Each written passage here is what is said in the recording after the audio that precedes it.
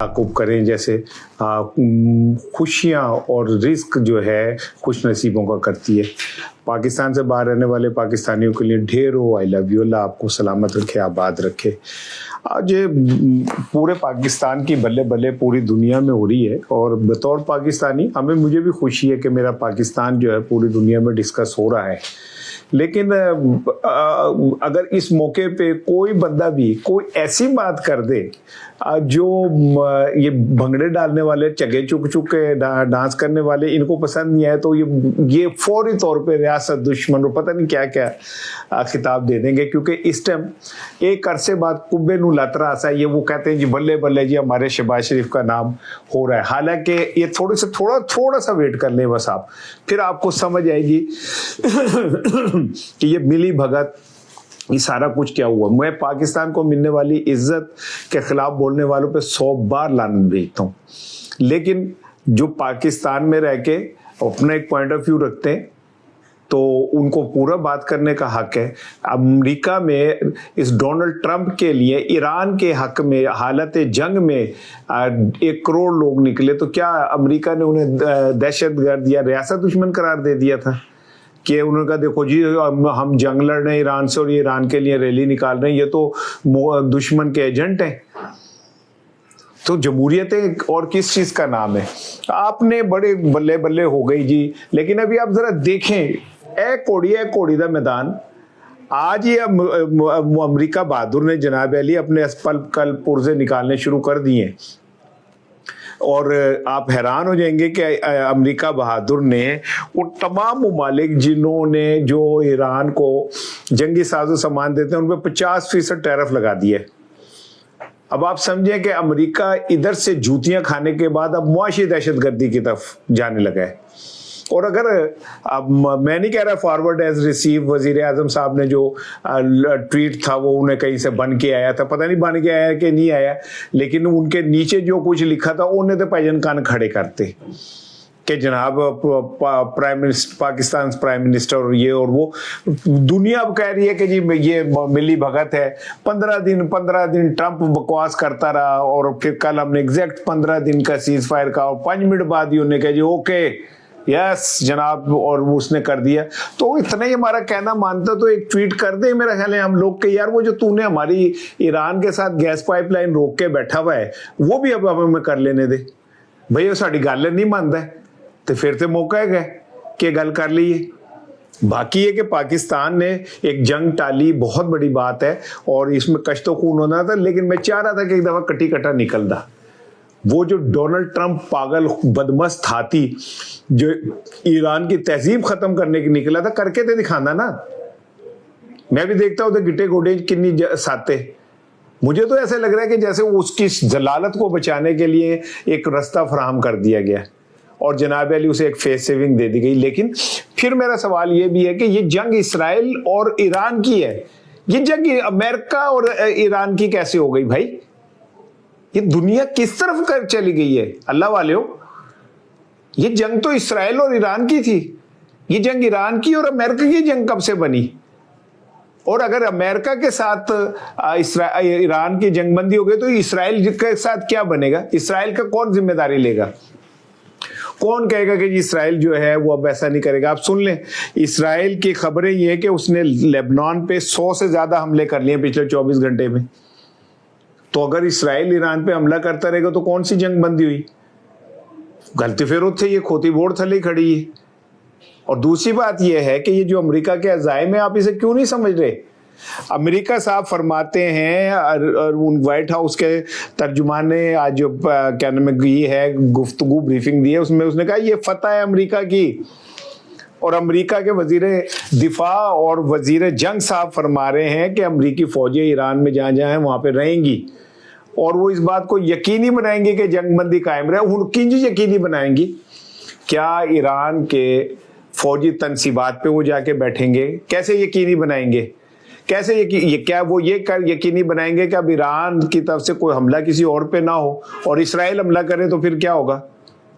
कैसे आप यकीनी बनाएंगे कि जी जंगबंदी हो जाए? सिर्फ 2 चीजें जो आपकी असल में आपके ना बाह वेलने ही चाहिए भी है ना, वो ये है कि आपने हरमज आपने खुलवाना है, आपने हरमज आपकी जान के लिए मुसीबत बन के रह गया है। तो ये तो हम उसे अमेरिका को एक बेल आउट पैकेज मिल गया कि आपने हरमज खुल जाए, जिसका पूरी दुनिया का प्रेशर अमेरिका पे आ गया कि ਤੁਹਾਡੀ वजह ਨਾਲ दुनिया सारा कुछ हो रहा है, और आपने हरमज जो है वो बंद हो गई थी, जिसकी वजह से उन्होंने गले ਜਿਹੜਾ ना फंदा पै गया सी। तो अगर आपने हरमज खुल जाएगी तो जहाज आ जाएंगे, पेट्रोल निकल जाएगा। तो आप लिख लें, ये मेरा वीलॉग आप अपने पास रखिएगा, जंगबंदी नहीं होगी। इसराइल हमले जारी रखेगा, यूएई उसके साथ खड़ा रहेगा, खलीजी ममालिक अमेरिका को ऐसे अड्डे देते रहेंगे। और इसमें बारीक गेम क्या है, असल बारीक वारदात मैं आपको बताता हूँ क्या है। असल बारीक वारदात ये है कि जो अमरीकी साहब हैं, अमेरिका बहादुर अंकल साम ने जो फरमाया वो ये है कि अमेरिका की फौज ईरान के साथ मिलके जो यूरेनियम है वो निकालेगी। जो असल हो, अब आप समझिए दो चीज़ें, आपने हरमज और यूरेनियम। अब वो कहते हैं हम ईरान के साथ मिलके यूरेनियम निकालेंगे और अफजदगी जो है ना वो नहीं होने देंगे। तो इसका तो मतलब ये हुआ कि उन्होंने ईरान पे गलबा पा लिया, कंट्रोल कर लिया। तो ये जंगबंदी हुई है या ईरान की जो शिकस्त है उसको कोई दूसरी डॉक्यूमेंटेड शक्ल दी गई है? अभी ईरान का मौक़िफ़ नहीं आया कि ये सारी चीज़ें वो होने देगा या नहीं होने देगा, क्योंकि ईरान के जो मुतालबात हैं वो भी कोई आम मुतालबात नहीं है। उसमें श्योरिटी मांगी है उसने कि मुझे श्योरिटी दें कि आइंदा मुझ पे हमला नहीं होगा, मुझे श्योरिटी दें कि ये जो नुकसान हुआ है इसकी कंपनसेशन होगी, मुझे श्योरिटी दें कि आपने हरमज पे जो हमने टोल टैक्स लगाना है वो हम अपनी मर्जी से लगाएंगे। लेकिन दूसरी तरफ अमेरिका के तो आपके सामने मैंने खोल के रख दिया कि वो कहते हैं, जनाब उनका वज़ीर दिफा और वज़ीर जंग दोनों ने जो प्रेस कॉन्फ्रेंस गुफ्तगू की है, उन्होंने कहा जी ये हम ईरान को यूरेनियम अब नहीं निकालने देंगे, वो हमारी मौजूदगी में हमारे साथ मिलकर निकालेगा। यही तो ट्रम्प पिछले कितने दिनों से कह रहे हैं कि हमने यूरेनियम वहाँ से उठानी है, ले जानी है। ये ऐसी गुत्थियां हैं जो अभी नहीं सुलझेंगी भाईजान। बेगानी शादी में अब्दुल्ला दीवाना बढ़ के मारते रहो, और वो जनाब अली, अब दुनिया भर में ये बात हो रही है कि जी जो वज़ीर आज़म शहबाज शरीफ ने जो ट्वीट किया वो ट्वीट कहाँ से आया मुझे नहीं पता, मैं इस पर कोई कमेंट नहीं कर रहा क्योंकि मेरी इस पर एक्सपर्ट ही नहीं है। लेकिन जो क्लेम कर रहे हैं लोग कि जी नीचे जो लिखा हुआ था वो एज इट इज, उन्हें वो कम से कम वो डिलीट कर देते।